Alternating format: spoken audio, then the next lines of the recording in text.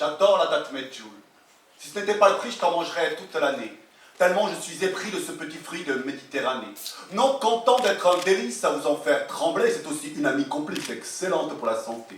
Excellente pour les sportifs, car riche en sucre naturel. Excellente pour le transit, car riche en fibres et potassium. Oui, c'est un pur kiff, un vrai don du ciel, récompensant je ne sais quel bon côté de l'homme. La date Medjool.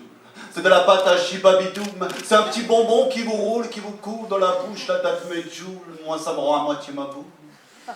Il y a peu, j'étais presque de bonne humeur, et je m'enquis à la patronne du primeur qui tient à servir elle-même le Medjool à la pincette d'une interrogation somme toute assez bête. Mais d'où vient donc ces doux fruits pour être aussi chers?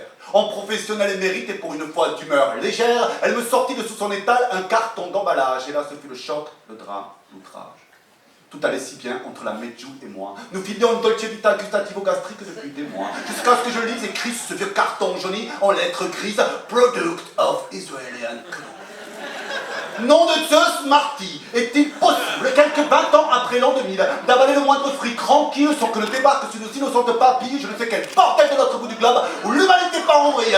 La date Medjool, ma petite date Medjool, ma petite patate douceur, mon petit bonbon qui roule, pousse sur ces terres où la vengeance règne des jours, où depuis des millénaires, l'histoire s'écrit en rouge. Moi qui verse une larme à chaque reportage sur l'assassinat d'Yitzhak Rabin, vais-je pouvoir y croquer dedans, sans avoir le moindre spleen, sans avoir des vidéos de Ban Ki-moon, de Kofi Annan, promettant les pires tourments à mon âme?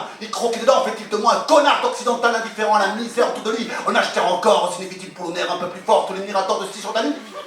Là-bas, écoutez, fait-il de moi un antisémite, un nation 2.0, un terroriste, des clichés dans toutes les gendarmeries d'État, de l'autre et de l'héros. Dois-je me mettre à jeûner? Dois-je me mettre au pruneau à jeûner? Si ça te fait agréable sur le palais, mes 48 sont renarmés dans la palmeraie. Car pour être sûr, faut manger français. Manger français, c'est plus sûr. Manger français, c'est plus sain. Manger français, c'est manger patrie, c'est manger drapeau, c'est jamais trop longtemps chariot. Manger français, c'est manger solidaire, c'est manger Monsanto, c'est manger pesticides, oui, mais français, donc c'est déjà moins pire. Manger français, c'est manger De Gaulle, c'est manger Marianne, c'est manger Jean Moulin, c'est manger grand discours à la tribune des Nations Unies, et que je t'en rêverais que le réchauffement climatique nous pousse le Sahara jusqu'au Larzac, comme les plantes de la Medjool trogénique, garantissant qu'à l'âge, sans C4, la date Medjool, déjà que ça m'enlève à moitié ma boule, ça va pas s'arranger sur le mirage de le sang qui coule, les bidonvilles de Gaza, le Hezbollah, le Mossad, et Baldoum Doum, la date Medjool, déjà que c'est cher, le kilo à 24 boules, la date Medjool, la date...